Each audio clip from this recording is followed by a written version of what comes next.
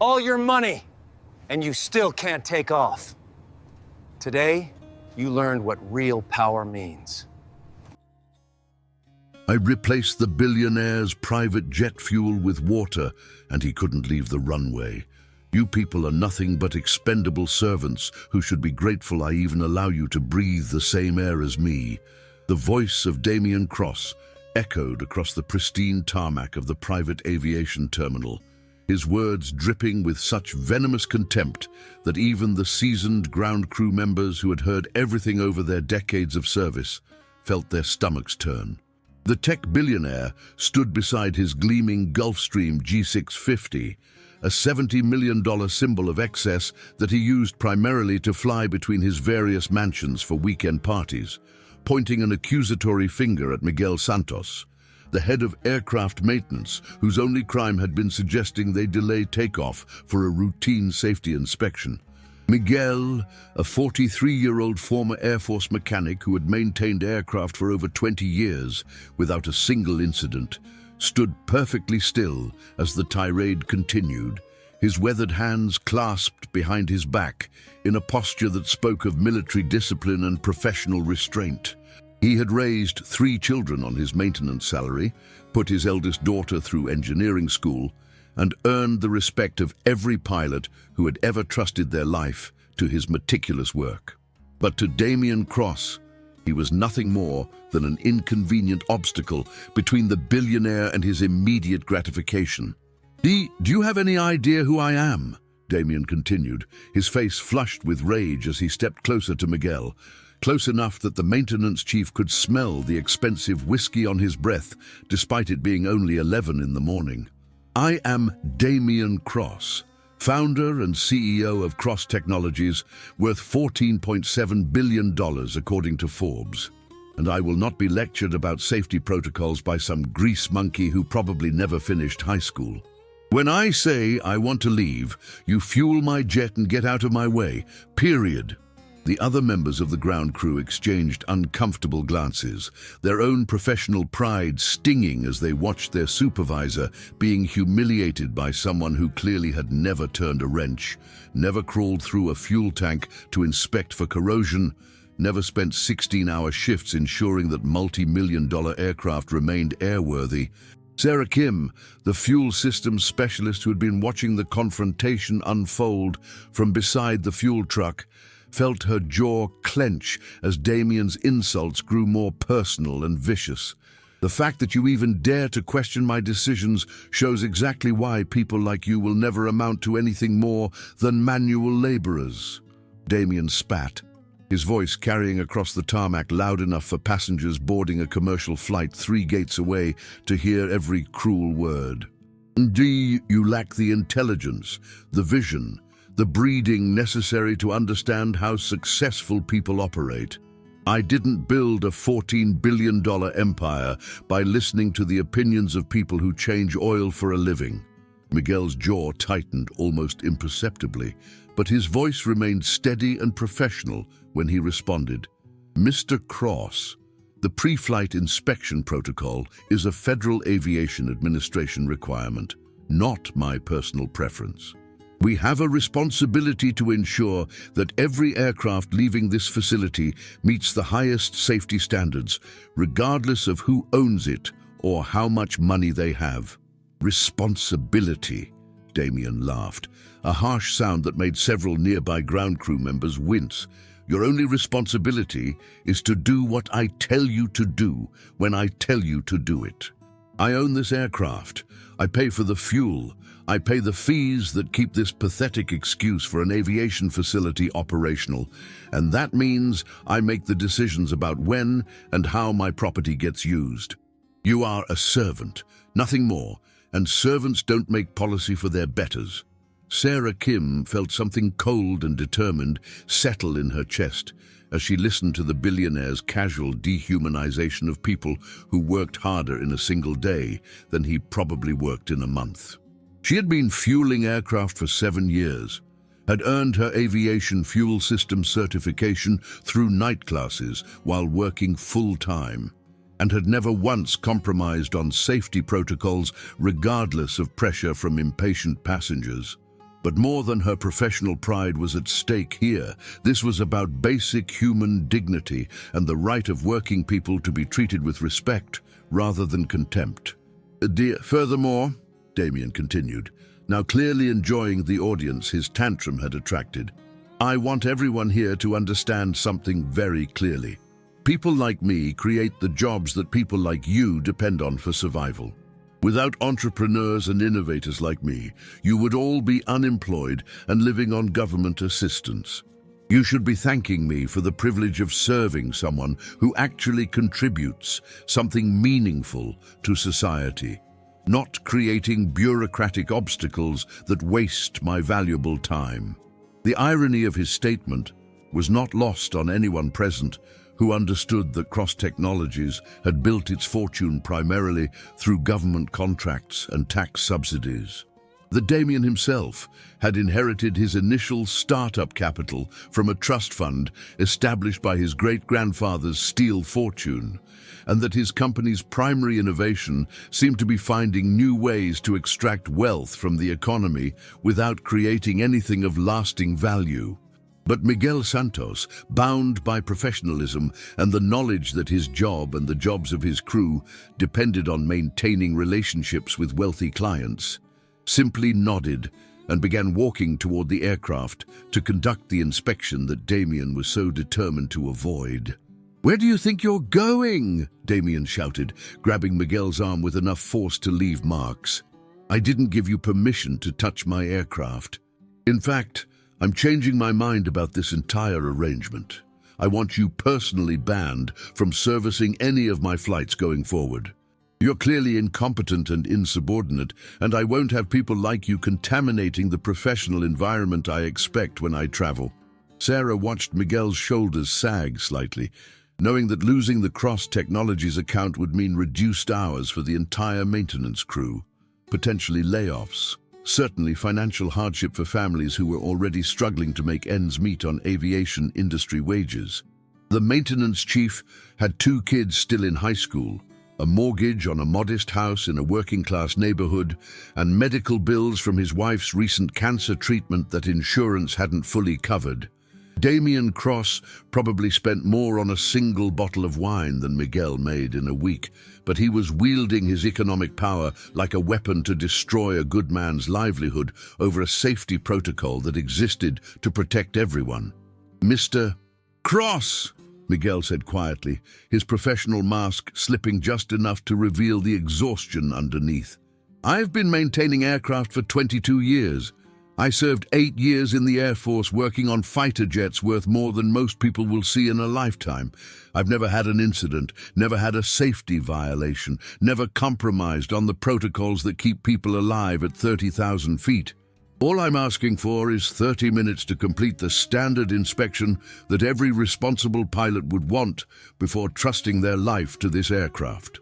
"What you're asking for is irrelevant," Damien replied coldly, his tone suggesting that Miguel's experience, expertise, and dedication meant absolutely nothing to him. "What matters is what I'm telling you to do, which is to fuel my jet immediately and get out of my sight. If you're not competent enough to handle simple instructions without creating drama, then maybe it's time for you to find a different line of work, preferably one that doesn't require interaction with people who actually matter." The casual cruelty of the dismissal hit everyone present like a physical blow, but Sarah Kim felt something else beneath her anger. Something calculating and cold that began forming a plan, even as she watched Miguel's professional composure finally begin to crack under the relentless assault on his dignity and competence. She had access to the fuel systems, knowledge of aircraft operations that Damien clearly lacked despite owning multiple jets, and most importantly, she had reached the point where someone needed to demonstrate to this arrogant billionaire that actions had consequences, that treating people like disposable objects came with a price, and that sometimes the people he dismissed as servants held more power than he could possibly imagine. "You know what your problem is, Miguel?" Damien continued, clearly not finished with his public humiliation of a man who had done nothing but try to do his job properly.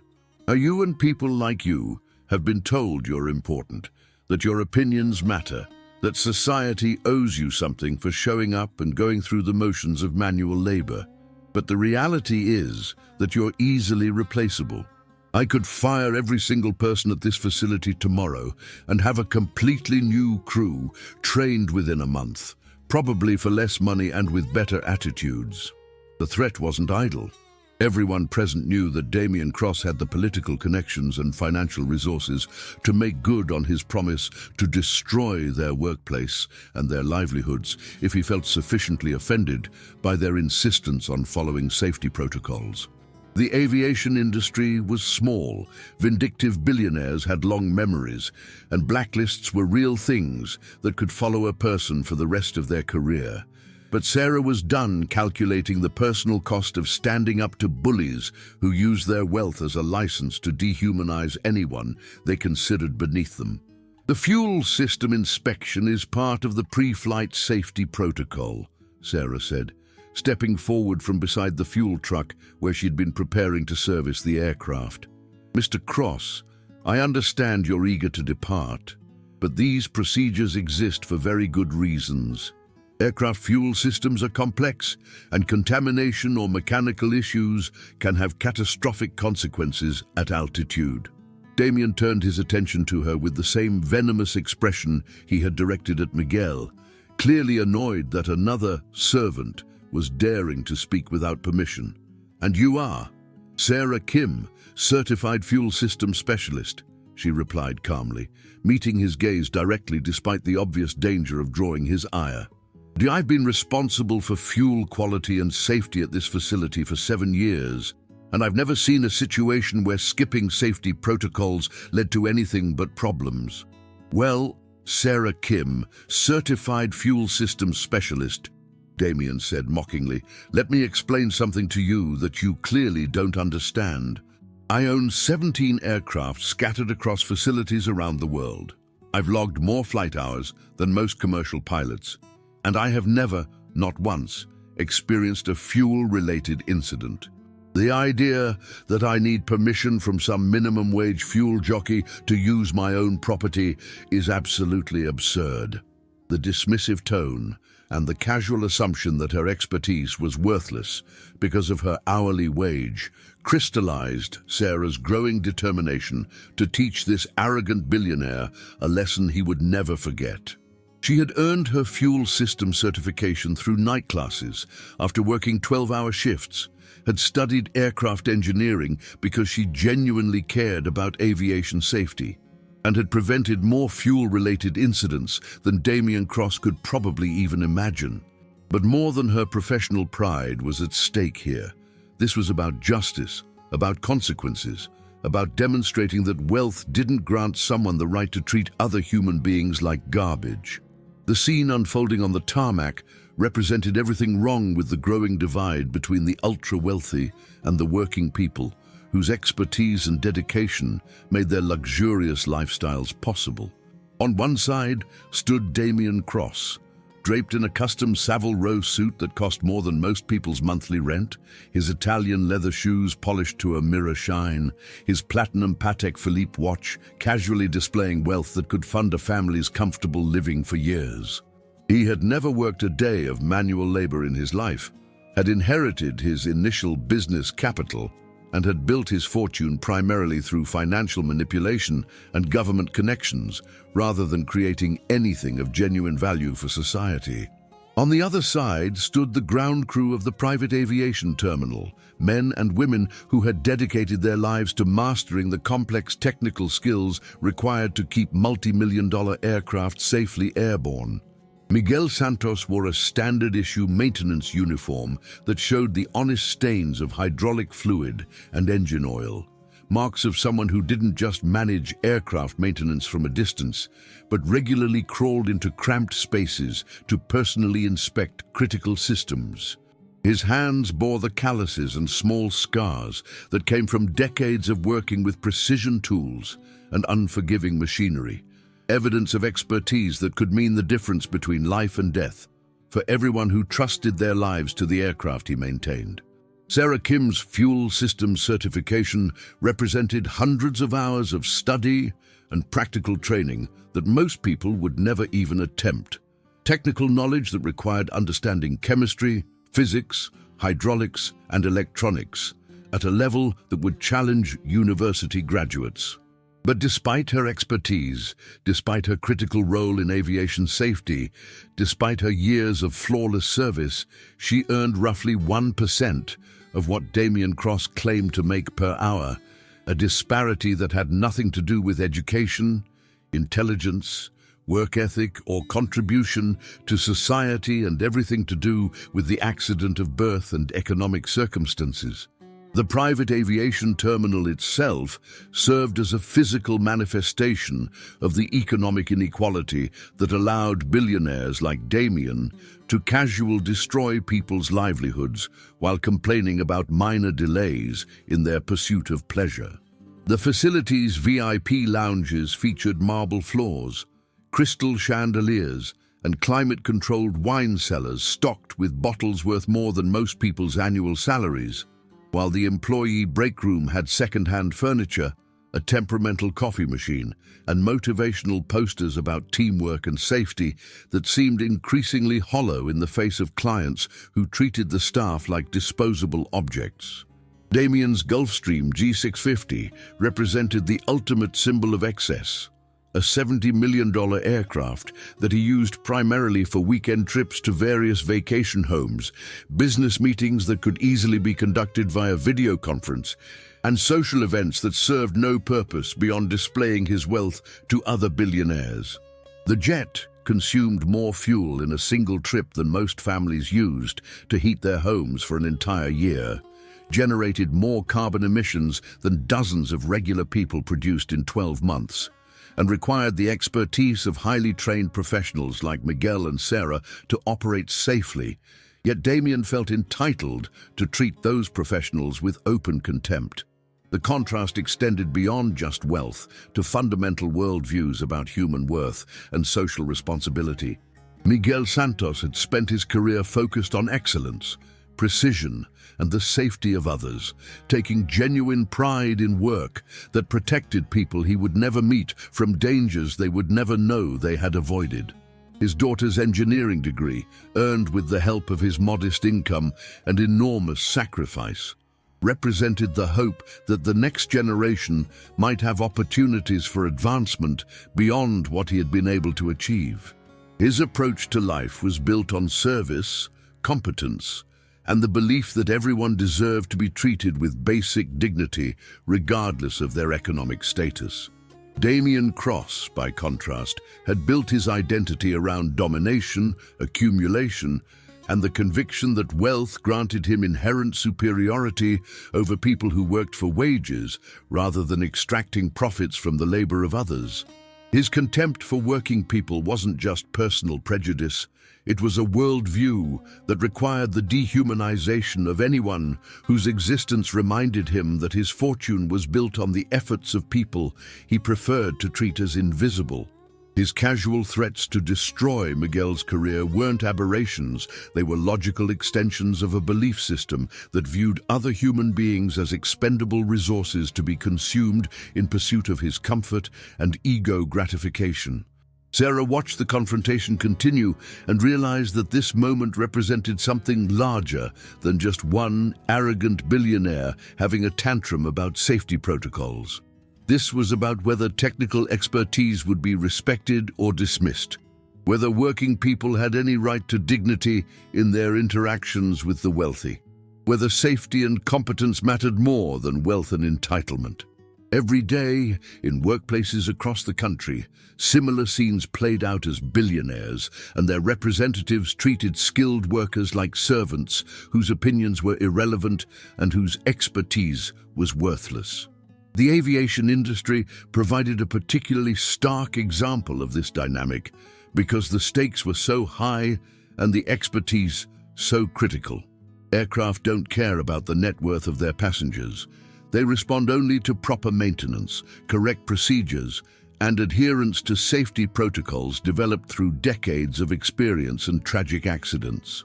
A fuel system failure at 30,000 feet would kill a billionaire just as dead as it would kill a minimum wage worker. But somehow, Damien Cross believed his wealth exempted him from the physical laws and safety requirements that governed everyone else. Miguel's military background added another layer to the contrast, representing a tradition of service and sacrifice that prioritized mission accomplishment and the safety of others over personal comfort and convenience. His 8 years maintaining fighter jets had taught him that cutting corners on safety protocols didn't just risk equipment, it risked lives, and that responsibility to others was more important than expediency or profit. The discipline and precision he brought to civilian aircraft maintenance reflected values that seemed increasingly rare in a society where quarterly earnings often mattered more than long-term sustainability or human welfare. The economic pressure that Damien wielded so casually represented a form of violence that was both legal and devastating. The ability to destroy people's livelihoods and financial security through pure vindictiveness rather than any legitimate business reason. Miguel's medical bills from his wife's cancer treatment, his children's educational expenses, his modest mortgage payments, all of these reasonable family obligations made him vulnerable to the whims of people like Damien Cross, who could eliminate his income source with a single phone call to the right political connections. Sarah's fuel systems expertise represented years of education and training that commanded respect in technical circles, but somehow became worthless in the eyes of wealthy clients who assumed that hourly wages indicated inferior intelligence or competence. Her night classes, her certification exams, her perfect safety record, none of these achievements mattered to someone who measured human worth in terms of net worth and social status rather than knowledge, skill, or contribution to society. The gathering crowd of onlookers from other parts of the aviation facility added to the sense that this confrontation had implications beyond the immediate participants. The pilots, mechanics, ground crew members, and administrative staff were witnessing a public demonstration of exactly how their wealthy clients viewed them. Seeing their own vulnerability reflected in Miguel's humiliation and recognizing that any of them could be the next target of such casual cruelty if they dared to prioritize safety over convenience. As the confrontation intensified, more details emerged about the lives and backgrounds of the people involved, painting a vivid picture of the human cost of economic inequality and the personal stories behind professional facades. Miguel Santos had not always worked in civilian aviation. His journey to this moment had been shaped by circumstances and choices that revealed both the American dream's possibilities and its limitations for working-class families trying to build better lives through dedication and hard work. 22 years earlier, Miguel had been a young Air Force sergeant stationed at Edwards Air Force Base, working on experimental aircraft that pushed the boundaries of human engineering and flight capabilities. His specialty had been fuel systems for high-performance military jets, machines that operated under conditions that would destroy civilian aircraft, requiring precision and expertise that few people could master. He had loved the work, had excelled at it, had earned commendations for innovative solutions to complex technical problems that kept pilots safe during dangerous test flights that advanced aviation technology for both military and civilian applications. The transition to civilian life had been more difficult than he had anticipated, as many veterans discovered when they tried to translate military skills into civilian careers. Despite his expertise and exemplary service record, the aviation industry had been slow to recognize the value of his experience, and the salary gap between military and civilian compensation had been a shock to someone trying to support a young family. His wife, Maria, had worked as a school nurse, supplementing their income while raising their 3 children, but even two modest salaries had barely covered the mortgage payments on their small house in a working-class neighborhood where good schools and safe streets came at a premium they could barely afford. The medical bills from Maria's cancer diagnosis 3 years earlier had devastated their carefully managed family budget, even with insurance coverage that they had thought was adequate until they encountered the reality of co-pays, deductibles, and experimental treatments that insurance companies classified as unnecessary.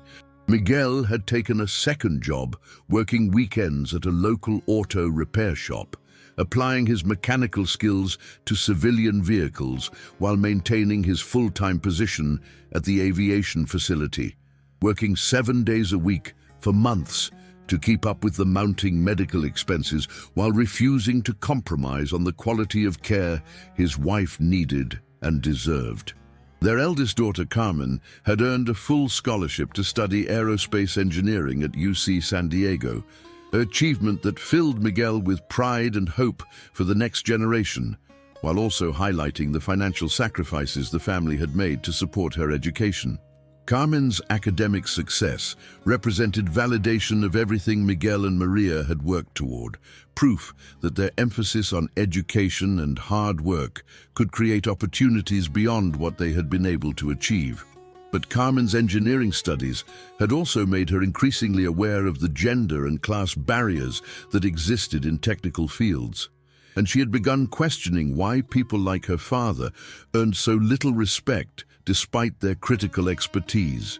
Sarah Kim's background revealed similar themes of expertise undervalued and dedication unrecognized by people who had never bothered to understand the complexity of the work that made their lifestyles possible.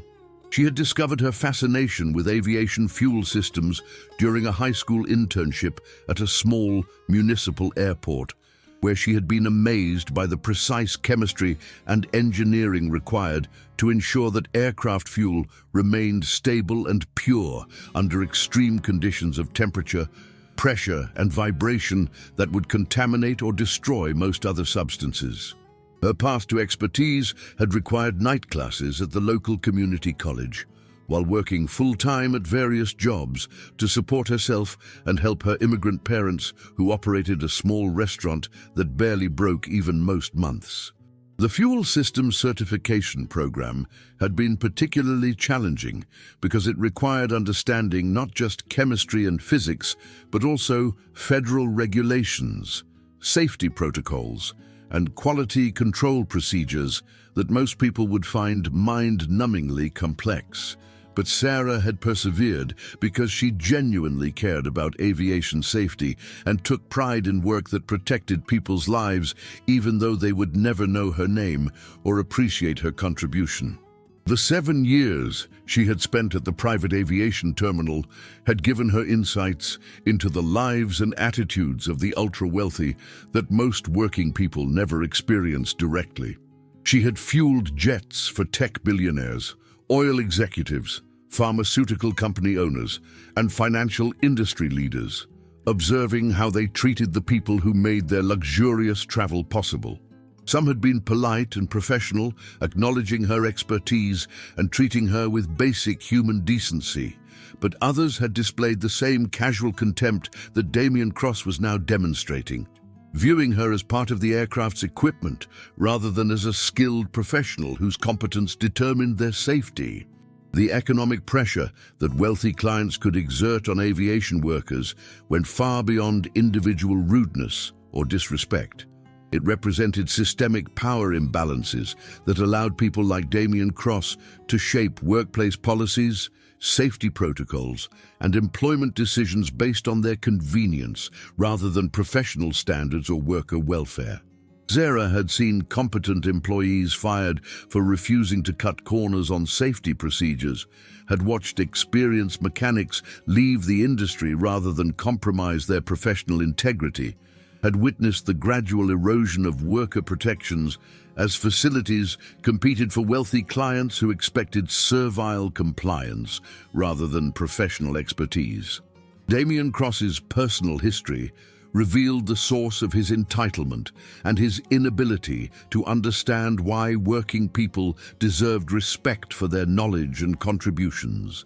Born into a family trust fund, worth hundreds of millions of dollars, he had attended elite private schools where he had learned to view service workers as a different species of human being, less intelligent and less deserving than people born into wealth and privilege.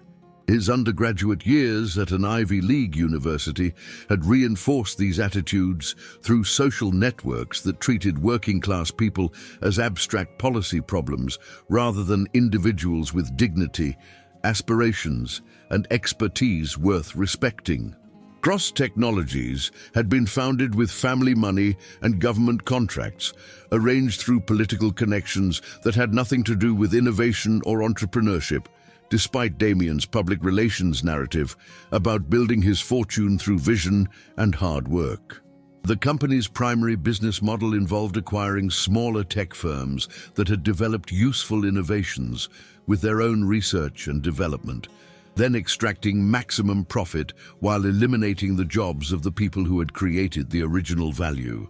Damien's billions represented extraction rather than creation, financial manipulation rather than productive contribution to society. His collection of luxury aircraft served no practical purpose beyond displaying wealth and avoiding contact with ordinary people who might challenge his worldview or force him to acknowledge uncomfortable realities about how his lifestyle was funded.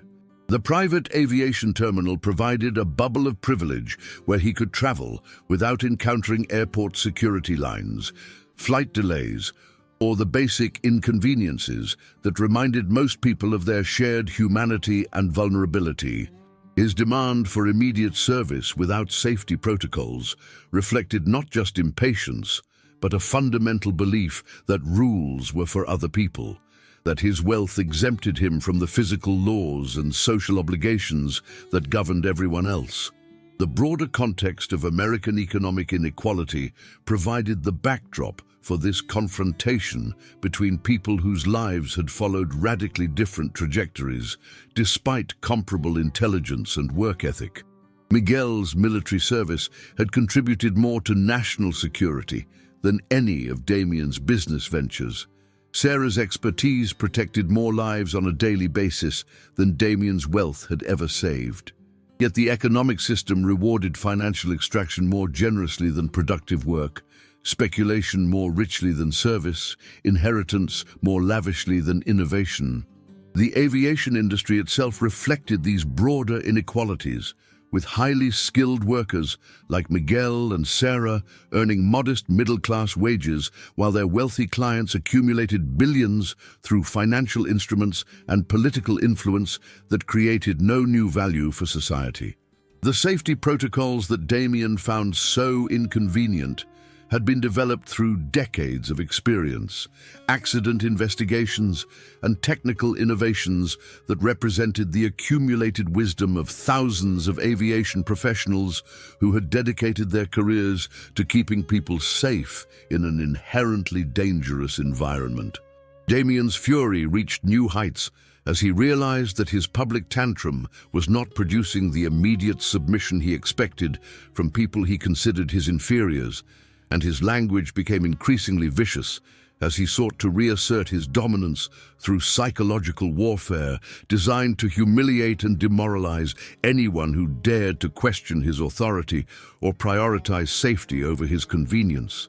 "Let me make something crystal clear to everyone within the sound of my voice," Damien announced, his voice carrying across the tarmac with the authority of someone accustomed to having his every word treated as gospel by subordinates and sycophants. "I am Damien Cross. I am worth $14.7 billion. I employ over 40,000 people worldwide, and I will not tolerate insubordination from aircraft mechanics and fuel jockeys who seem to have forgotten their place in the economic hierarchy that determines who gives orders and who follows them." Miguel's jaw tightened as he listened to this casual reduction of his decades of expertise to economic servitude. But his military training and professional discipline prevented him from responding in a way that would escalate the confrontation and potentially cost his entire crew their livelihoods. He had seen enough wealthy clients over the years to recognize the type of person who used their money as a weapon to bludgeon anyone who failed to provide the instant gratification they believed their wealth entitled them to receive. Furthermore, Damien continued, clearly enjoying the audience his tirade had attracted from other areas of the aviation facility. I want everyone here to understand that people like me don't just create jobs. We create the entire economic framework that allows people like you to have jobs in the first place. Without entrepreneurs and innovators like me, this facility would not exist. These aircraft would not exist, and you would all be unemployed and living on whatever government assistance you could qualify for based on your limited education and marketable skills. Sarah felt her stomach clench with rage as she listened to this arrogant billionaire claim credit for innovations and infrastructure that had been developed by teams of engineers, scientists, and technical specialists, whose work had been funded by government research grants and whose contributions had been systematically erased from the narrative that allowed people like Damien to present themselves as singular geniuses rather than beneficiaries of collective human knowledge and taxpayer investment. Miguel Santos, Damien said, pointing directly at the maintenance chief with the same gesture he might use to identify a malfunctioning piece of equipment. You are a perfect example of what happens when people without vision or ambition convince themselves that following procedures and checking boxes makes them important. You have spent 22 years doing the same repetitive tasks that any reasonably intelligent person could learn in a few months. And you have convinced yourself that this routine mechanical work makes you an expert whose opinion matters to people who actually understand aviation technology. The insult hit Miguel like a physical blow, not because he doubted his own expertise, but because it demonstrated such profound ignorance of what aircraft maintenance actually involved. The constant learning required to keep up with evolving technology, the life or death decisions that maintenance professionals made every day, and the depth of knowledge required to troubleshoot complex systems that could fail in thousands of different ways. Damien's dismissal of his work as routine mechanical tasks revealed someone who had never bothered to understand the difference between changing oil in a car and maintaining aircraft systems that operated under conditions that would destroy automotive equipment within minutes. And you, Sarah Kim, Damien continued, turning his attention to the fuel system specialist with the same condescending tone he might use to address a particularly slow child. You represent everything wrong with the modern workplace, where people with basic technical training convince themselves that they are professionals whose opinions deserve consideration rather than service workers whose job is to do what they are told quickly and efficiently without creating bureaucratic obstacles for their betters. Sarah's hands clenched into fists as she listened to this casual dismissal of her years of education, her perfect safety record, her deep understanding of fuel chemistry and aircraft systems, her genuine dedication to protecting the lives of people who would never know her name or appreciate her contribution. The fact that Damien could reduce her expertise to basic technical training while claiming credit for innovations he had never personally developed revealed the depth of his ignorance about the technical work that made his lifestyle possible. Both of you seem to suffer from the delusion that your jobs make you important rather than replaceable, Damien declared, his voice rising with the passion of someone who genuinely believed he was delivering profound insights rather than revealing his own profound ignorance about the work that kept his aircraft safely airborne. But the reality is that I could replace every single person at this facility within 30 days, with workers who would be grateful for the opportunity to serve successful people without creating drama or demanding special consideration for their limited expertise. The threat was not idle. Everyone present understood that Damien Cross had the political connections and financial resources to make good on his promise to destroy their workplace and eliminate their livelihoods if he felt sufficiently insulted by their insistence on following safety protocols that existed for very good reasons. The aviation industry was small. Vindictive billionaires had long memories, and employment blacklists were real things that could follow a person for the rest of their career if they crossed the wrong wealthy client at the wrong moment. I have personally logged more flight hours than most commercial pilots, Damien continued, a claim that was technically true but deliberately misleading since passenger hours did not translate to piloting experience, maintenance knowledge, or understanding of the complex systems that kept aircraft safely airborne under diverse and challenging conditions. I own 17 aircraft, worth more than most people will earn in multiple lifetimes. I employ teams of engineers and technical specialists who actually understand aviation technology at levels you could never comprehend. And I will not be lectured about safety procedures by people whose understanding of aircraft operations is limited to following checklists developed by their intellectual superiors.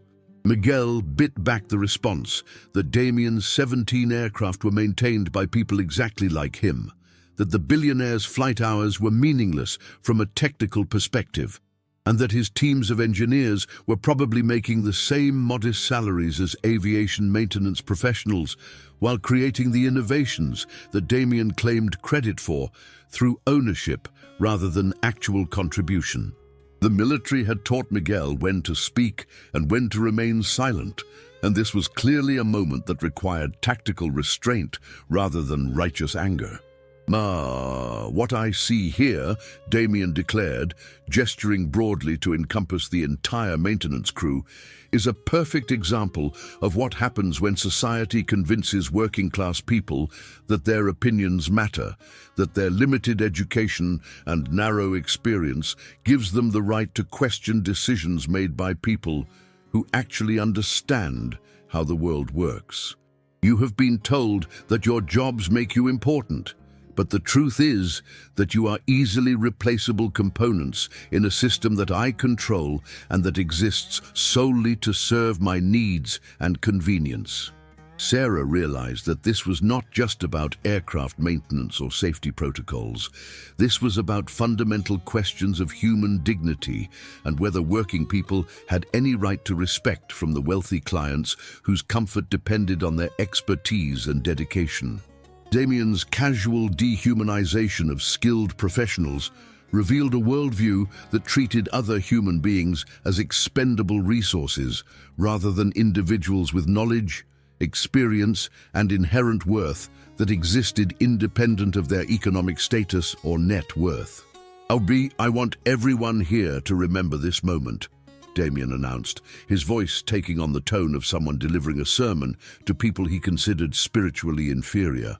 And understand that successful people like me have earned the right to expect immediate compliance with our requests rather than bureaucratic delays created by people who mistake following procedures for actual thinking.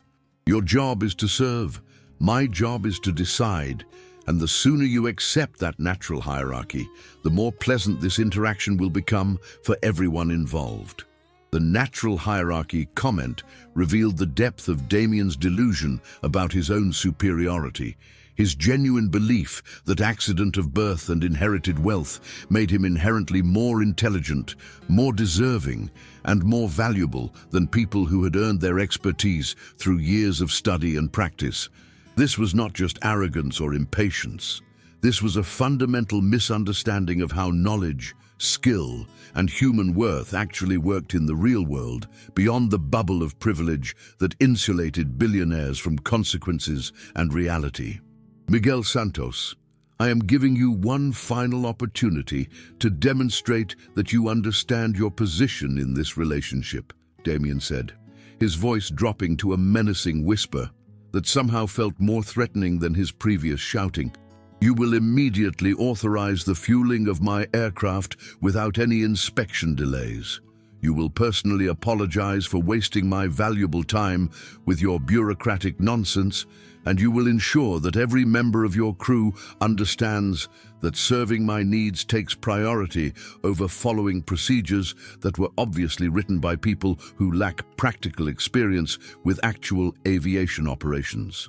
The ultimatum hung in the air like a toxic cloud, forcing Miguel to choose between his professional integrity and his family's financial security, between doing his job properly and protecting his crew from retaliation by someone who had the power to destroy their careers and livelihoods through pure vindictiveness rather than any legitimate business concern. Sarah Kim had heard enough, and as she watched Miguel's shoulders sag under the weight of impossible choices between professional integrity and family financial security, something crystallized in her mind with the clarity and precision that came from years of working with volatile substances under high-pressure conditions. She walked slowly toward the fuel truck, her movements deliberate and professional, while her mind calculated exactly what needed to happen to teach this arrogant billionaire a lesson he would never forget about the consequences of treating skilled professionals like disposable servants. "Mr. Cross," Sarah said, her voice carrying the calm authority of someone who had spent years making critical decisions under pressure, "I understand you're eager to depart, and I want to assure you that your aircraft will be fueled immediately and ready for takeoff within the next 15 minutes. Sometimes the best way to resolve disagreements about safety protocols is through practical demonstration rather than theoretical discussion." Damien's face lit up with the triumphant expression of someone who believed he had finally bullied the working-class people into submission through superior force of personality and economic intimidation. "Now that's more like it, Sarah Kim. I appreciate your recognition that serving successful clients efficiently is more important than creating bureaucratic obstacles. Perhaps you can explain to your colleague Miguel how professional service actually works in the real world." Miguel looked confused by Sarah's sudden capitulation, knowing her well enough to recognize that she never compromised on safety protocols, regardless of pressure from impatient clients. But something in her expression warned him to remain silent and trust her judgment, even though he couldn't understand what she was planning. Sarah began the fueling process with her usual meticulous attention to detail, but instead of connecting the standard aviation fuel line to the aircraft's fuel system, she made a subtle adjustment that would not be visible to anyone watching from a distance.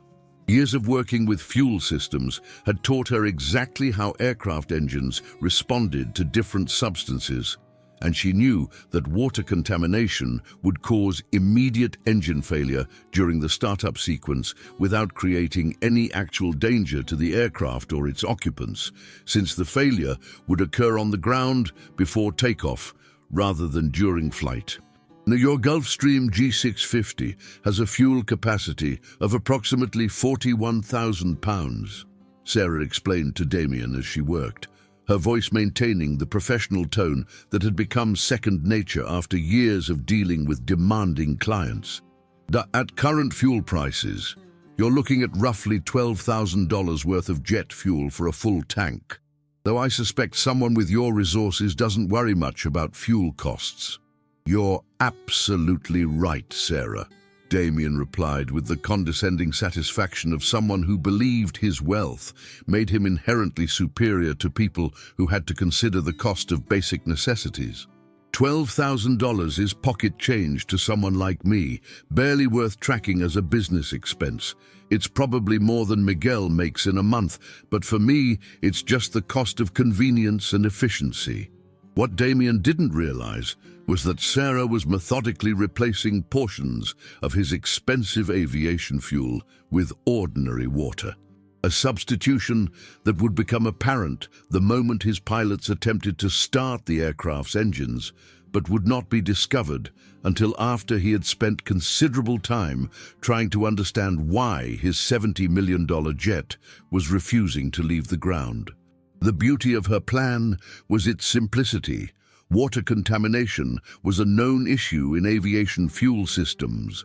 The failure would be attributed to external contamination rather than sabotage, and the lesson would be delivered without creating any actual safety risk, since the problem would manifest before takeoff. I want you to know, Sarah, that I appreciate employees who understand the importance of customer service over bureaucratic procedure, Damien continued, completely oblivious to what was actually happening to his fuel system.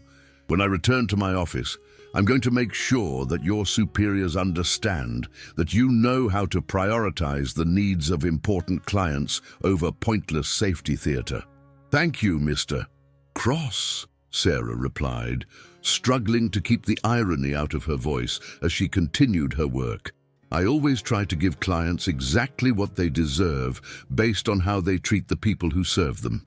In your case, I think you're going to receive a very memorable lesson about the importance of respecting technical expertise and professional protocols. Miguel watched Sarah work with growing understanding of what she was planning, his military training helping him recognize the signs of someone executing a carefully calculated plan under pressure. Part of him wanted to stop her, knowing that sabotaging a client's aircraft could result in criminal charges and the destruction of her career. But a larger part of him felt that Damien Cross needed to learn that actions had consequences and that treating working people like garbage was not without risks. And Don Miguel, I want you to personally oversee the completion of this fueling operation, Sarah said, her words carrying a double meaning that the maintenance chief immediately understood. Mr. Cross has made it very clear that he values efficiency over procedure, so I think we should give him exactly the kind of service he's requesting. Understood completely, Miguel replied, his voice carefully neutral as he moved to monitor Sarah's work. 22 years of military and aviation experience had taught him to recognize when rules needed to be followed and when justice required more creative solutions to problems that couldn't be addressed through normal channels. Damien's pilots, Captain Rodriguez and First Officer Williams, approached the aircraft to begin their pre-flight preparations. Both experienced aviators who had flown for Cross Technologies for several years, despite finding their employer's treatment of ground crews increasingly difficult to witness. They nodded respectfully to Miguel and Sarah, recognizing professional competence when they saw it and understanding that their safety depended on the expertise of people like the maintenance chief and fuel systems specialist. Captain Rodriguez, Damien called out as the pilots approached. I want to be wheels up in 10 minutes. We've already wasted too much time on bureaucratic nonsense, from ground crew members who seem to think their opinions matter more than my schedule. Captain Rodriguez exchanged a glance with his first officer, both men understanding that their employer's treatment of the ground crew was not only morally wrong, but also professionally dangerous. Since alienating the people responsible for aircraft safety was exactly the kind of behavior that led to corners being cut and protocols being ignored. But they also knew that challenging Damien directly would result in their immediate termination and replacement with pilots willing to prioritize their employer's ego over aviation safety. We'll begin the pre-flight checklist immediately, Mr. Cross. Captain Rodriguez replied diplomatically, though I should mention that rushing pre-flight procedures is generally not considered a best practice in aviation safety. Captain Rodriguez, Damien said with the tone of someone explaining basic facts to a particularly slow child. I've been flying in private aircraft for over 20 years. I've logged more passenger hours than most people will accumulate in a lifetime, and I have never experienced a single incident related to pre-flight procedures. Your excessive caution is noted, but my schedule takes priority over your theoretical safety concerns. Sarah completed the fueling process and began disconnecting the equipment, her movements professional and efficient, despite the knowledge that she had just committed what could be considered an act of sabotage against a client's aircraft. But she felt no guilt about her actions, only a sense of satisfaction that Damien Cross was about to receive a practical education about the importance of respecting the people whose expertise kept his expensive toys functioning properly. "Fueling complete, Mr. Cross," Sarah announced, her voice carrying just a hint of the satisfaction she felt about what was about to happen. "Your aircraft is ready for departure, and I'm confident you'll find the service memorable." "Indeed, finally," Damien replied, checking his platinum watch with the impatience of someone who genuinely believed that his schedule was more important than safety protocols developed through decades of aviation experience. "Sarah, I want you to know that your professional attitude stands in stark contrast to Miguel's bureaucratic resistance. When I write my review of this facility's service, I'll make sure to mention that you understand how to prioritize customer satisfaction." Miguel and Sarah exchanged a look that carried years of professional partnership and mutual respect, both understanding that they were about to witness the consequences of arrogance and the practical demonstration of why aviation safety protocols existed in the first place. Neither felt any sympathy for what Damien was about to experience, since he had chosen to treat them like servants rather than professionals whose expertise was critical to his safety and convenience. "Mr. Cross?" Sarah said as Damien began walking toward his aircraft. "I hope you have a truly enlightening flight experience today. Sometimes the best lessons about respecting technical expertise come through practical demonstration rather than theoretical discussion." Damien waved dismissively as he climbed the stairs to his Gulfstream, completely confident that his wealth and authority had once again prevailed over the petty concerns of working-class people who didn't understand how successful individuals operated in the real world. He settled into his leather seat, poured himself a glass of expensive whiskey, and prepared to enjoy the satisfaction of having forced aviation professionals to abandon their safety protocols in deference to his superior knowledge and importance.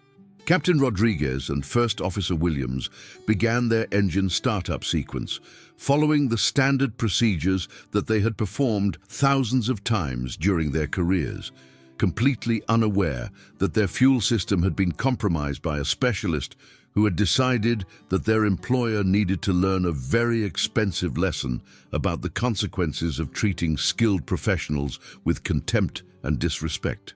Parte 6. Choque Absoluto. The first indication that something was seriously wrong came when Captain Rodriguez attempted to start the Gulfstream's primary engines and received nothing but grinding mechanical sounds instead of the smooth, powerful ignition that should have been immediate with properly functioning fuel systems. Both pilots exchanged concerned glances as they ran through their emergency checklist, trying to understand why a $70 million aircraft with perfect maintenance records was refusing to start, despite all systems showing normal parameters. "Mr. Cross," Captain Rodriguez called through the intercom, his voice carefully professional despite the growing concern he felt about their situation. "We're experiencing some difficulty with engine ignition. I'm going to need a few minutes to troubleshoot the problem before we can proceed with departure." Damien's voice crackled through the cabin speaker with immediate irritation and disbelief. "What do you mean? Difficulty with engine ignition? This aircraft was serviced last week by certified technicians. The fuel was just loaded by your ground crew, and I have never experienced mechanical problems with any of my aircraft. Figure out what's wrong and fix it immediately." First Officer Williams ran through the fuel system diagnostics, while Captain Rodriguez checked engine parameters, both men finding nothing obviously wrong with their instruments, but recognizing the symptoms of fuel contamination or fuel system failure that would prevent proper engine operation. Neither pilot wanted to voice their suspicions about what might be causing the problem, since fuel contamination could indicate either external sabotage or negligent handling by ground crew members.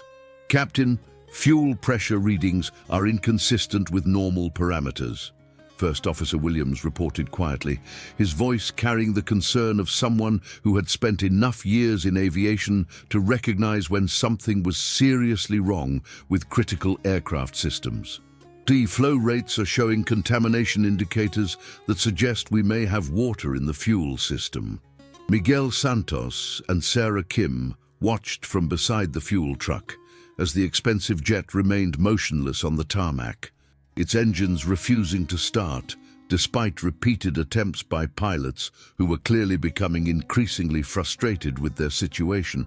Both ground crew members felt a mixture of satisfaction and nervous anticipation as they realized that Sarah's plan was working exactly as intended, delivering consequences to someone who had treated them like disposable servants.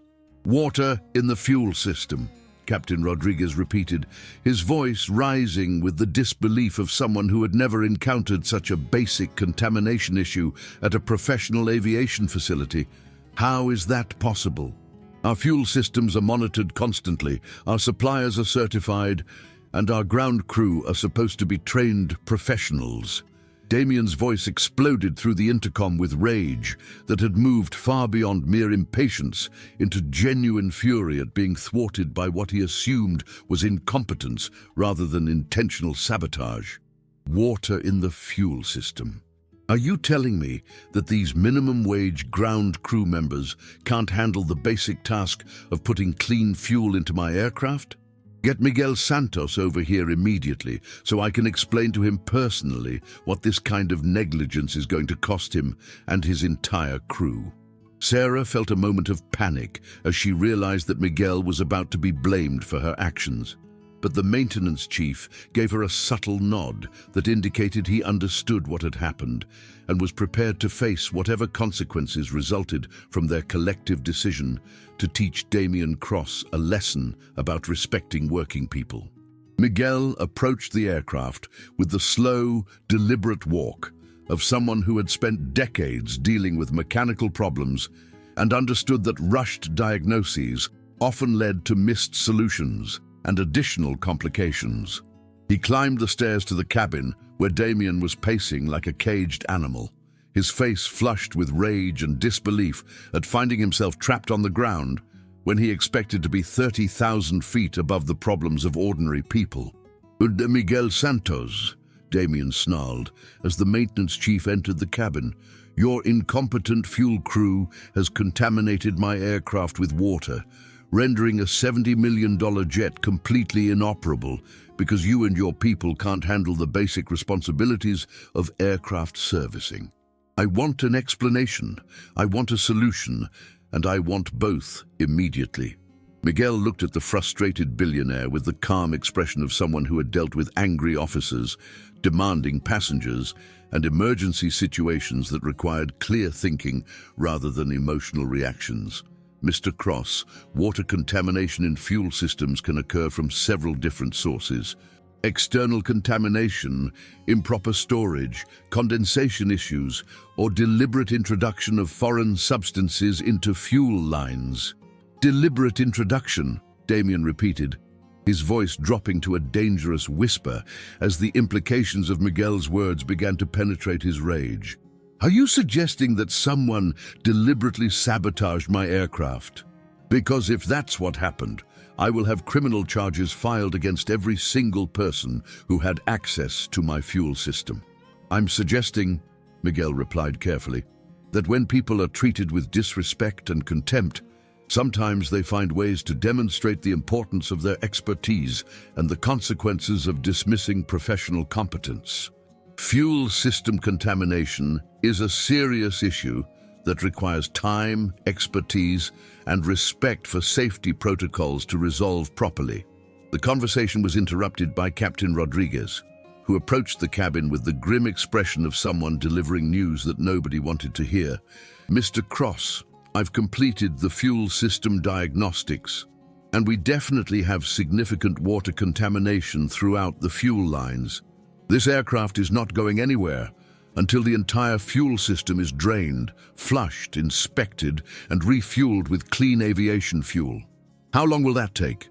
Damien demanded, his voice cracking with the strain of someone whose carefully ordered world was collapsing around him in ways he couldn't control or understand. "For a complete fuel system decontamination on a Gulfstream G650, Captain Rodriguez consulted his manual and made some quick calculations. Assuming we can get the necessary equipment and personnel, probably 8 to 12 hours if everything goes smoothly. More likely 16 to 24 hours if we encounter any complications during the cleaning process. Damien stared at the pilot in complete disbelief, his mouth opening and closing like a fish gasping for air as the reality of his situation began to penetrate his consciousness. He had a board meeting in Los Angeles in 3 hours, a dinner engagement with potential investors in San Francisco tomorrow evening, and a weekend party at his Napa Valley estate that had been planned for months and was expecting dozens of wealthy guests who would judge him harshly for any social failures or signs of weakness. 24 hours, Damien whispered, his voice barely audible as he contemplated the professional and social catastrophe that would result from missing his carefully scheduled obligations to people who valued punctuality and reliability above almost everything else. You're telling me that my aircraft will be grounded for an entire day because some fuel jockey couldn't handle the basic task of putting clean fuel into my tank? Miguel felt a surge of satisfaction as he watched the billionaire's arrogance crumble under the weight of consequences that he had never imagined possible. But he also recognized that this was a teachable moment that could either result in genuine learning or escalate into vindictive retaliation that could destroy the careers of everyone involved. "Mr. Cross," Miguel said quietly, "this situation demonstrates exactly why we have safety protocols and inspection procedures that exist to prevent problems rather than deal with them after they occur. If you had allowed us to complete the standard pre-flight inspection, we would have detected the fuel contamination before you attempted to depart. If stories of hidden potential and human dignity inspire you, subscribe to join our community that values authentic character over superficial success," Sarah thought to herself as she watched the confrontation through the aircraft's open door, understanding that this moment represented something larger than just one arrogant billionaire learning a hard lesson about respecting working people. Damien's face cycled through a range of emotions as the implications of his situation became clear, moving from rage to disbelief to panic as he realized that his wealth and authority were completely useless against the physical reality of contaminated fuel systems and the expertise required to fix problems that money alone couldn't solve. Have you ever witnessed someone's prejudice shattered by unexpected excellence? Share your story in the comments.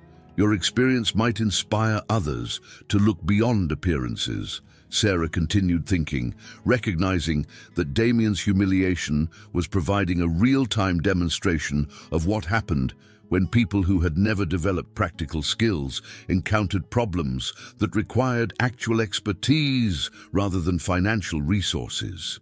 "This is impossible," Damien muttered, slumping into his leather seat as the full scope of his predicament became apparent. "I've never been grounded, never missed a meeting, never had to explain to business associates why my aircraft failed to perform as expected. My reputation, my credibility, my entire professional image depends on the reliability and efficiency that private aviation provides."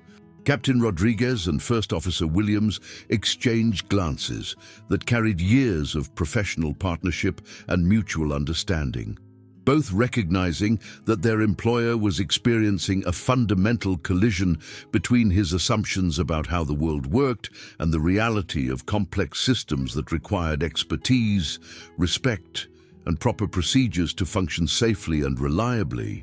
The reality of being completely stranded began to sink in as Damien Cross found himself trapped in a situation where his wealth, connections, and usual intimidation tactics were completely useless against the basic physics of fuel contamination and the specialized knowledge required to resolve complex aviation maintenance issues. For perhaps the first time in his adult life, he was forced to depend on the expertise of people he had just finished insulting and threatening, an irony that was not lost on anyone present at the scene. "Miguel," Damien said, his voice noticeably smaller than it had been during his earlier tirade. "I need you to understand that I have critical business obligations that cannot be postponed or rescheduled. Board meetings, investor presentations, social commitments with people who expect absolute reliability and professionalism. Isn't there some way to expedite this repair process?" Miguel looked at the billionaire with something approaching sympathy, recognizing that beneath the arrogance and entitlement was someone who had built his entire identity around control and predictability, concepts that meant nothing when dealing with contaminated fuel systems and the specialized procedures required to ensure aircraft safety. "Mr. Cross, fuel system decontamination cannot be rushed without creating safety risks that could result in catastrophic failure during flight. These procedures exist to protect your life, not to inconvenience your schedule. But surely someone with your experience has dealt with similar situations before," Damien pressed, his tone shifting from demands to something approaching pleading as he began to grasp that his usual tactics were not going to solve this problem. "There must be alternative approaches, emergency procedures, some way to get this aircraft operational in less than 24 hours. Sarah watched from the tarmac as the conversation continued, feeling a complex mixture of satisfaction and guilt as she observed the psychological impact of her sabotage on someone who had never been forced to face the consequences of treating skilled professionals with contempt. Part of her wanted to end Damien's suffering by revealing that the contamination was intentional and easily reversible. But a larger part recognized that this experience might be the only thing capable of teaching him to respect the people whose expertise made his lifestyle possible. "Mr. Cross," Captain Rodriguez interjected, "I've been flying for 28 years, and I've learned that cutting corners on safety procedures is exactly how people die in aviation accidents. The fuel system decontamination process takes as long as it takes, and no amount of money or pressure can change the basic chemistry and physics involved in removing water contamination from complex fuel systems." Damien stared at the pilot with the expression of someone whose fundamental assumptions about reality were being systematically demolished by people he had always assumed were beneath his notice. "Captain Rodriguez, you've been my pilot for 4 years. You know how I operate. You understand the importance of my schedule. You're aware that my business obligations cannot be treated as optional commitments that can be rearranged at the last minute." "Yes, sir, I'm very aware of your expectations," Captain Rodriguez replied carefully. "But I'm also aware that my primary responsibility is to ensure that this aircraft operates safely rather than conveniently. If we attempt to fly with contaminated fuel systems, we risk engine failure during flight, which could result in emergency landings, aircraft loss, or worse consequences that would affect everyone on board." The mention of potential aircraft loss sent a chill through Damien as he contemplated not just the inconvenience of missing his appointments, but the possibility of losing a $70 million aircraft to his own impatience and disregard for safety protocols. His business empire was built on calculated risks and careful management of assets, and the idea of destroying valuable property through preventable negligence was almost more disturbing than the social embarrassment of being grounded. Miguel climbed down from the aircraft and approached Sarah, speaking quietly enough that Damien couldn't overhear their conversation. "Sarah, I know what you did, and I understand why you did it. But we need to think carefully about how this situation resolves, because Damien Cross has the resources to destroy both of our careers if he decides to pursue retaliation rather than learning from this experience." "I know the risks," Sarah replied, her voice steady despite the growing weight of what she had initiated. "But Miguel, did you hear how he talked to us? Did you see how he treated you after 22 years of perfect service? Someone needed to demonstrate that actions have consequences, that treating people like garbage isn't acceptable just because you have money." "I agree completely," Miguel said. But now we need to figure out how to turn this situation into something constructive rather than just destructive. Damien is experiencing genuine consequences for his behavior, but he needs to understand why this happened and what he can do differently going forward. Their conversation was interrupted by Damien himself, who had climbed down from his aircraft and was approaching them with an expression that mixed desperation with something that might have been the beginning of humility. "Miguel, Sarah, I need to ask for your help with something that goes beyond just fixing my aircraft." Both ground crew members looked at him with surprise, neither having expected that his response to being grounded would involve requesting assistance rather than making threats or demands for immediate service. Sarah felt a moment of hope that perhaps her dramatic intervention might actually result in genuine learning, rather than just temporary inconvenience followed by vindictive retaliation. "I need to make phone calls to reschedule meetings, cancel appointments, and explain to very important people why I won't be able to fulfill commitments that they were counting on," Damien continued, his voice carrying a vulnerability that neither Miguel nor Sarah had heard during his earlier tirade. "These are people who expect absolute reliability, who base their own schedules on my promises, who will judge my competence based on my ability to deliver what I say I will deliver." Miguel nodded slowly, beginning to understand that Damien's panic about missing his obligations reflected not just inconvenience, but genuine professional consequences that could damage relationships and business opportunities that had taken years to develop. "Mr. Gross, most professional people understand that mechanical failures and safety issues can create unavoidable delays. If you explain the situation honestly, they'll probably be more understanding than you expect. But I've never had to make these kinds of calls before," Damien admitted, his voice barely above a whisper as he confronted the reality of his own inexperience with situations that couldn't be solved through money or authority. "I've built my entire professional reputation on the assumption that I can control outcomes, deliver results, overcome obstacles through superior resources and determination. Having to admit that I'm stranded because of fuel contamination makes me look incompetent and unreliable." Sarah felt an unexpected surge of sympathy for someone whose identity was so fragile that a single mechanical problem could threaten his sense of self-worth and professional credibility. "Mr. Crossy, everyone experiences equipment failures and unexpected delays. What matters is how you handle the situation, how you communicate with people who are affected, and whether you learn from the experience." "How do I handle a situation like this?" Damien asked, the question carrying genuine confusion from someone who had never been forced to adapt to circumstances beyond his control. "How do I explain to board members and investors that I'm grounded at a regional airport because my aircraft has fuel contamination? How do I maintain credibility when I can't even manage basic transportation logistics?" Miguel realized that this was a pivotal moment that could determine whether Damien's experience resulted in genuine growth or just temporary inconvenience, followed by increased efforts to insulate himself from similar vulnerabilities in the future. "Mr.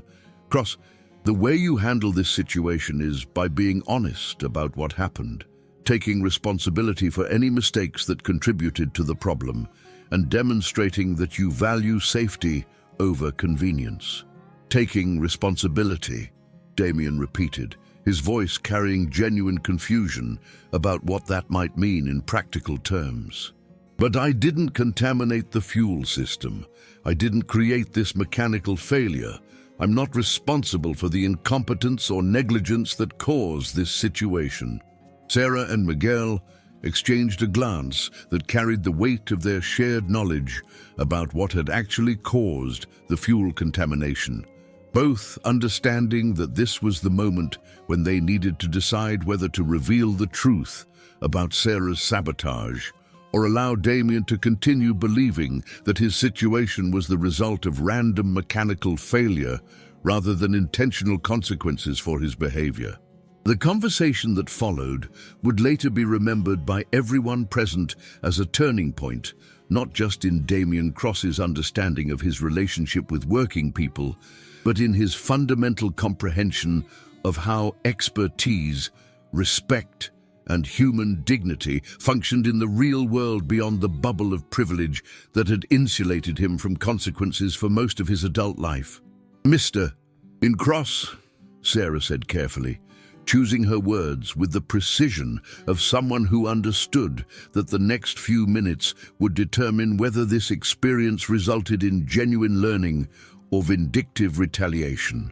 "I need to tell you something important about what happened to your fuel system today."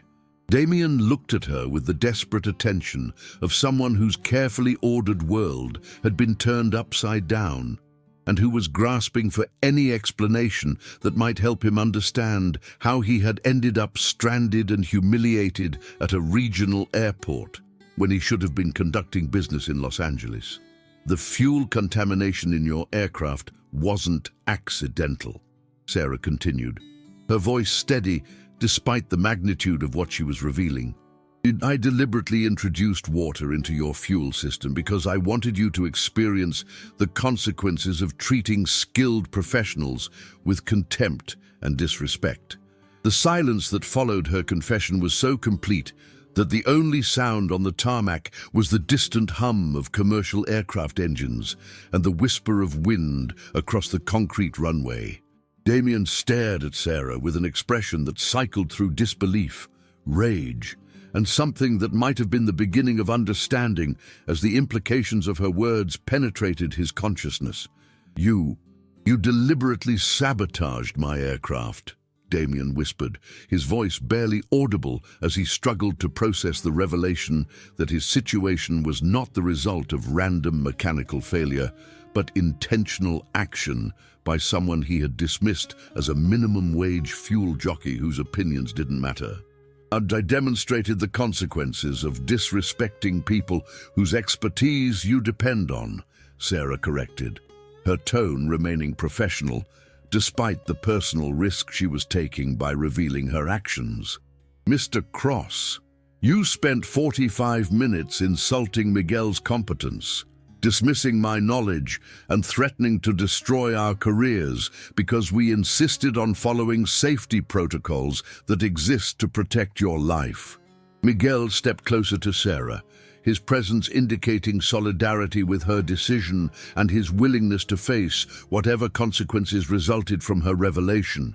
"Mr. Cross, Sarah's actions were extreme, but they were also necessary to demonstrate something that you seemed unable to understand through conventional communication." What I was unable to understand," Damien repeated, his voice rising with renewed anger as he grappled with the realization that he had been deliberately humiliated by people he had considered completely powerless to affect his life or comfort. "What I was unable to understand is that I was dealing with saboteurs and criminals who would deliberately disable my aircraft because they didn't like being told to do their jobs efficiently." "No," Sarah said firmly, "what you were unable to understand is that skilled professionals deserve respect regardless of their income level, that safety protocols exist for good reasons, and that treating people like servants rather than experts has real consequences that can't be avoided through wealth or authority." The confrontation might have escalated into something dangerous at that point, but it was interrupted by the arrival of Captain Rodriguez, who had been monitoring the conversation from the aircraft and had decided that his professional responsibility to aviation safety required him to intervene in a situation that was becoming increasingly volatile. "Mr. Cross," Captain Rodriguez said, his voice carrying the authority of someone who had spent decades making life-and-death decisions under pressure, "I need you to listen carefully to what Sarah and Miguel are trying to tell you, because their message is directly related to your safety and the safety of everyone who flies with you." Damien turned to his pilot with the expression of someone seeking an ally in what he perceived as an attack by subordinates who had forgotten their place in the hierarchy that governed their professional relationships. Captain Rodriguez, these people have admitted to deliberately sabotaging my aircraft. Surely you understand that this kind of criminal behavior cannot be tolerated or excused. What I understand, Captain Rodriguez replied calmly, is that you created a situation where skilled professionals felt that dramatic action was necessary to get your attention and teach you something critical about aviation safety and human dignity. Sarah's sabotage was wrong, but your behavior toward the ground crew was also wrong and potentially more dangerous in the long term. They're more dangerous than deliberate aircraft sabotage, Damien demanded, his voice cracking with disbelief at the suggestion that his words could be more harmful than Sarah's actions.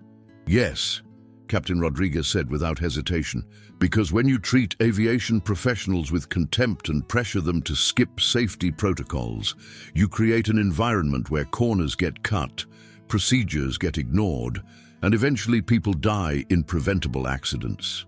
Sarah's sabotage grounded your aircraft safely on the runway, but your attitude towards safety protocols could eventually cause a crash that kills everyone on board.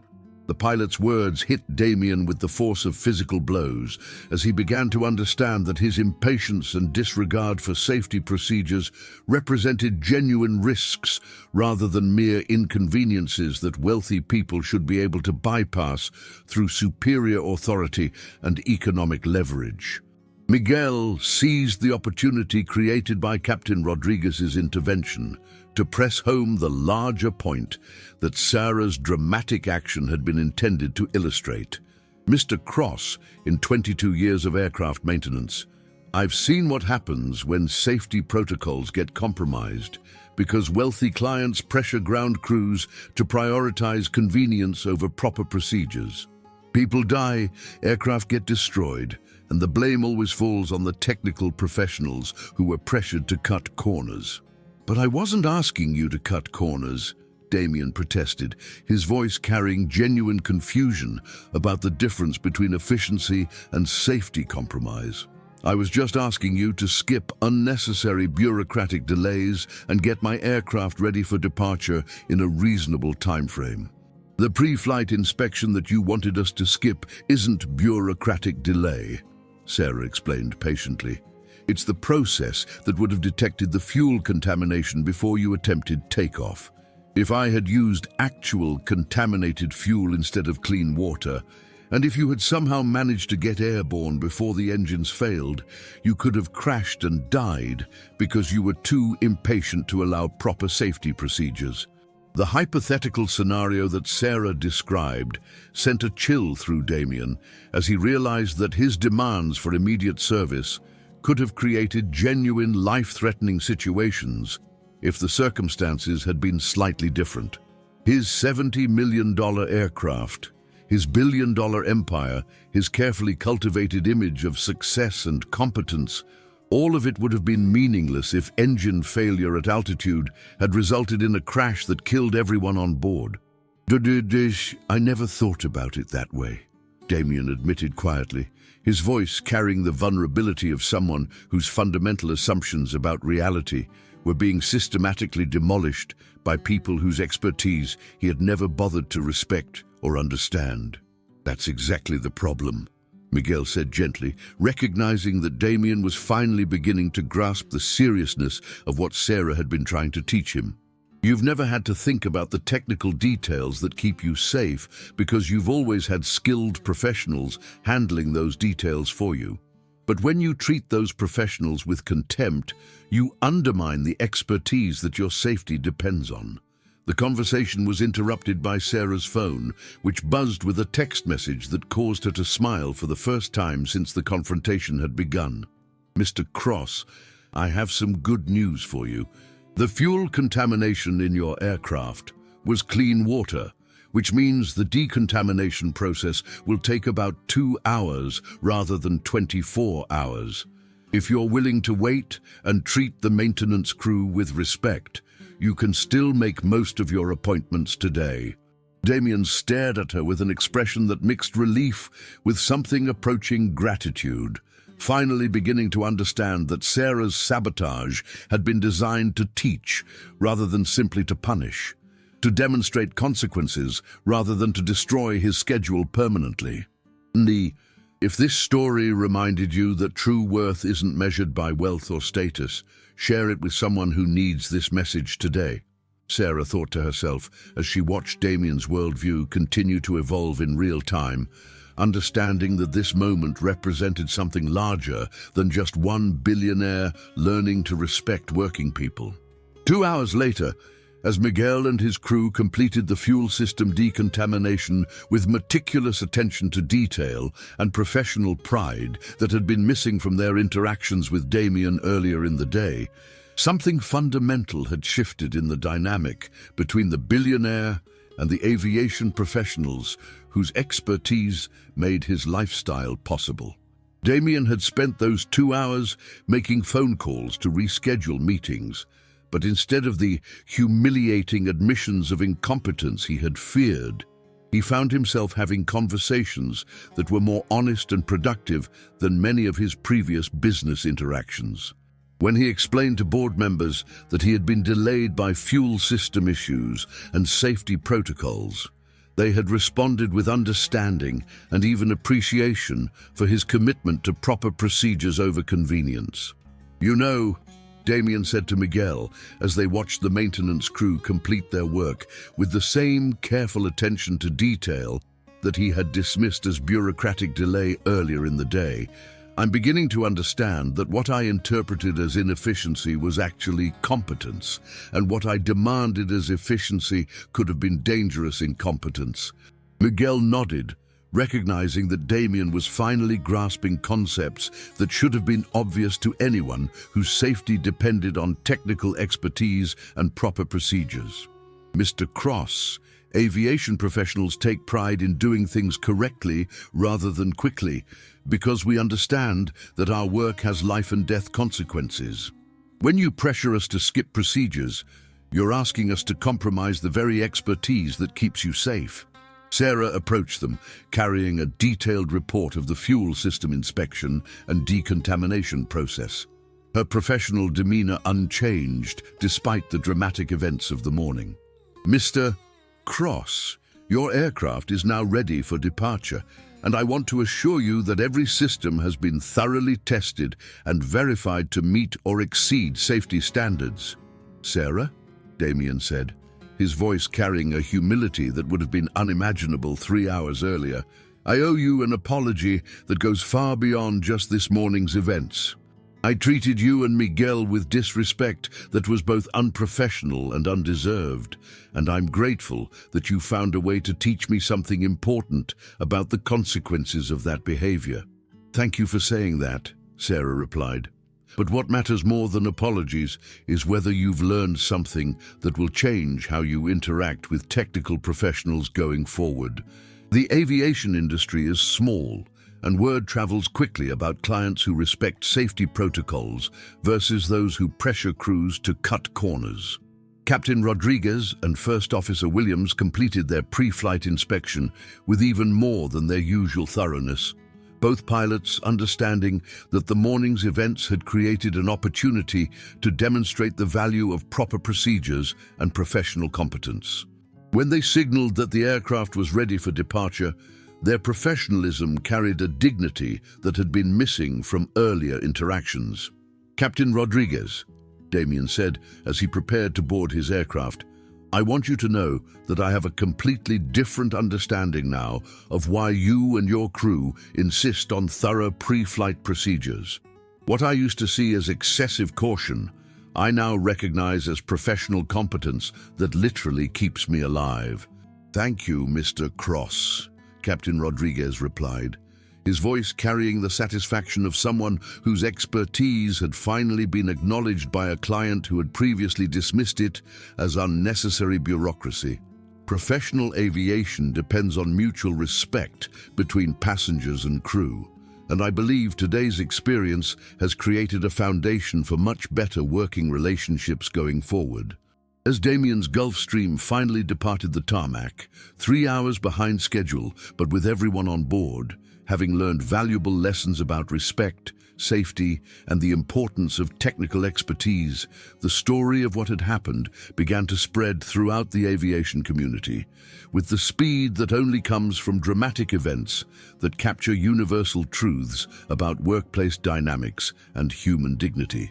Within a week, Miguel Santos had received calls from aviation professionals at facilities across the country who had heard about the incident and wanted to understand how one billionaire's education about respecting working people had been accomplished without anyone getting fired or facing criminal charges.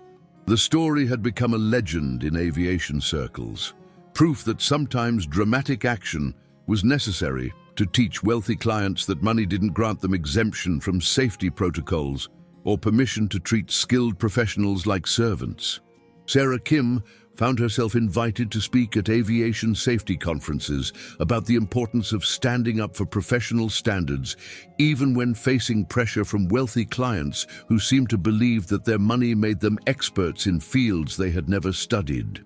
Her presentation about fuel system integrity and client relations became one of the most requested topics at industry events, as aviation professionals recognized the broader implications of her experience with Damien Cross.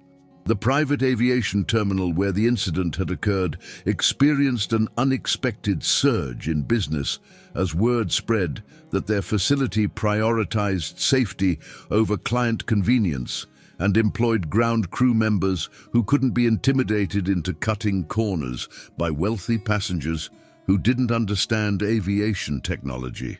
Pilots began specifically requesting service at the facility because they knew the maintenance crew would never compromise on safety protocols regardless of pressure from impatient clients.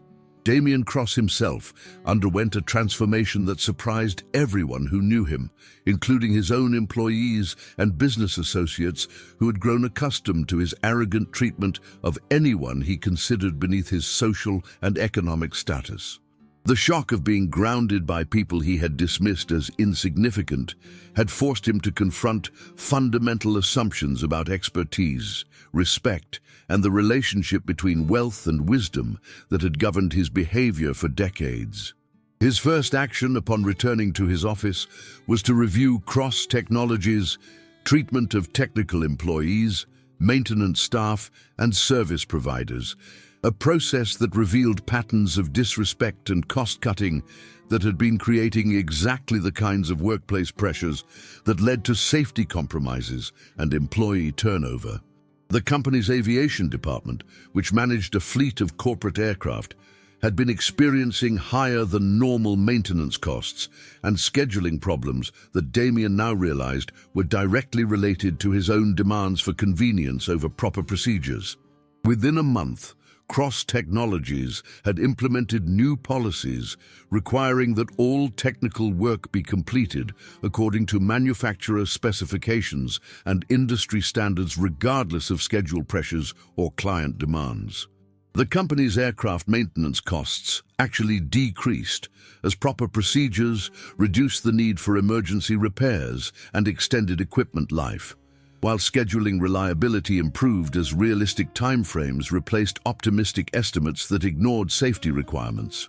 Damien's personal behavior toward service workers and technical professionals underwent an equally dramatic transformation as he began to understand that expertise and knowledge were distributed throughout society in ways that had nothing to do with income levels or social status. His interactions with restaurant servers, hotel staff, repair technicians, and other working people evolved from casual dismissal to genuine respect for their skills and contributions.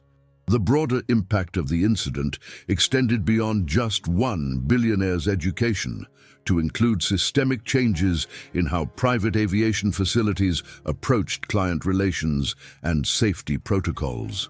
Industry organizations began developing training programs specifically designed to help wealthy clients understand the technical complexities of aircraft operation and the importance of respecting the expertise of aviation professionals whose knowledge literally kept passengers alive. Sarah's demonstration that actions had consequences for people who treated skilled workers with contempt had inspired similar stands by technical professionals in other industries who had been pressured to compromise their expertise for the convenience of wealthy clients who didn't understand or respect the complexity of their work. Engineers, mechanics, technicians, and other specialists began citing the fuel contamination incident as proof that sometimes dramatic action was necessary to defend professional standards against economic pressure. The story had also reached business schools and management training programs as a case study in workplace dynamics, professional respect, and the hidden costs of treating technical employees as expendable resources rather than critical assets, whose expertise determined operational success and safety. Students learned about the incident as an example of how leadership failures and disrespect for working people could create expensive problems that money alone couldn't solve. Miguel Santos received recognition from aviation industry organizations for his role in maintaining professional standards under pressure, and his facility became a training site where experienced maintenance professionals could share knowledge with newer technicians about the importance of standing up for safety protocols, even when facing intimidation from powerful clients. 6 months after, the fuel contamination incident that had transformed Damien Cross from an arrogant billionaire into someone who genuinely understood the value of expertise and the importance of treating all people with dignity, the ripple effects of that dramatic morning continued to spread throughout the aviation industry and beyond, creating changes that no one had anticipated when Sarah Kim made her split-second decision to teach a powerful man about the consequences of disrespecting working people. Damien Cross stood before an audience of 500 aviation professionals at the annual National Business Aviation Association conference, preparing to deliver a keynote speech that would have been unimaginable just months earlier.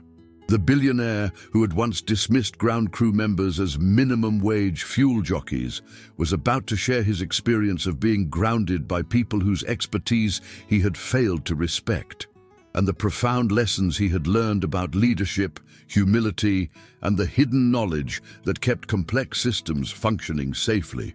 "Now, 6 months ago," Damien began, his voice carrying the vulnerability of someone who had been forced to confront his own ignorance and arrogance in the most dramatic way possible, "I was the kind of client that aviation professionals dreaded dealing with.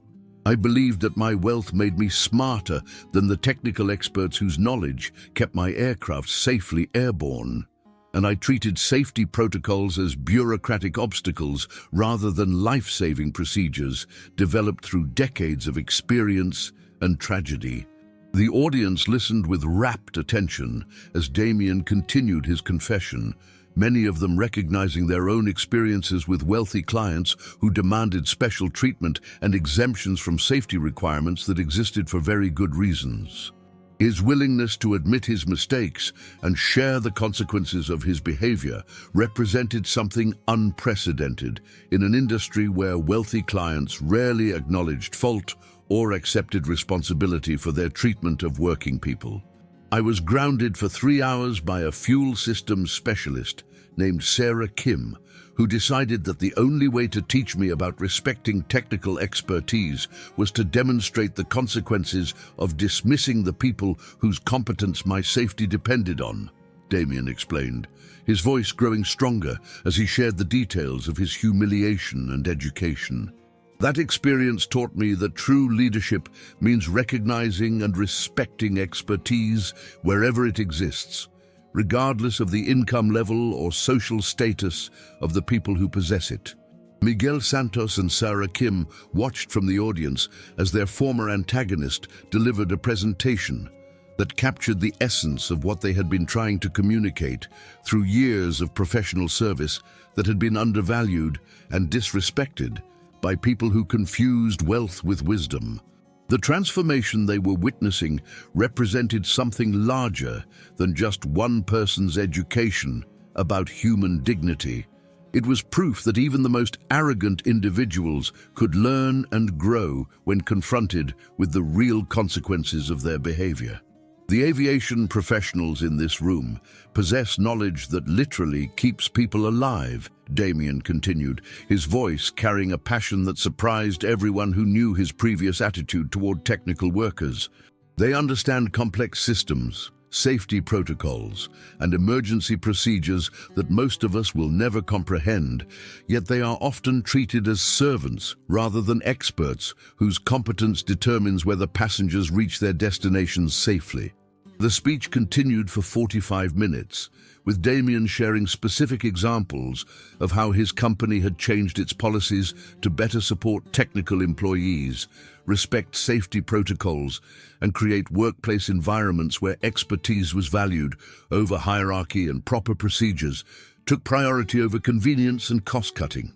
The changes he described had resulted in improved safety records, reduced maintenance costs, and higher employee satisfaction scores that translated directly into better service and more reliable operations.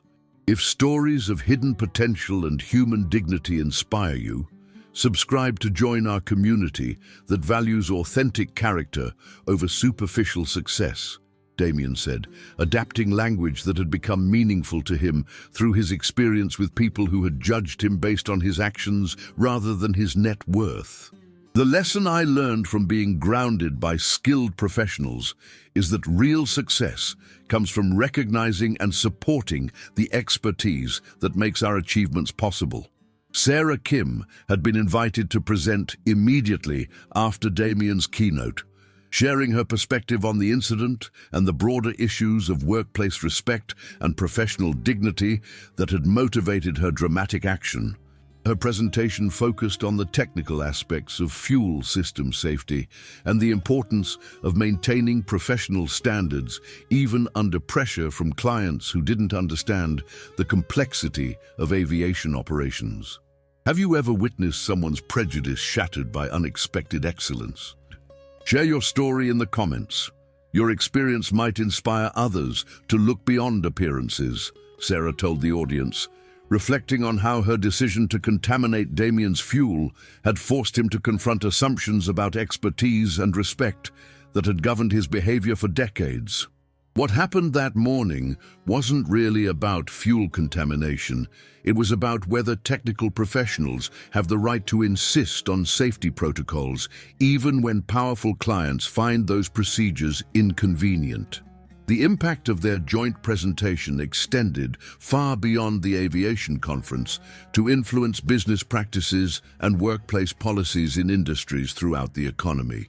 Companies began reviewing their treatment of technical employees, their respect for professional expertise, and their commitment to supporting working people whose knowledge and skills made business operations possible. Miguel Santos had been promoted to Director of Aviation Safety for a regional airport authority, a position that allowed him to implement the lessons learned from his confrontation with Damien Cross on a much larger scale. His experience had taught him that respecting technical expertise required more than just individual courtesy. It demanded systemic changes in how organizations valued knowledge, supported professional development, and protected employees from pressure to compromise safety standards for convenience or profit. The private aviation terminal where the incident had occurred had become a model facility that other airports studied and emulated. Known throughout the industry for maintaining the highest safety standards while providing exceptional service to clients who understood that true luxury meant being cared for by competent professionals rather than servile employees who could be intimidated into cutting corners.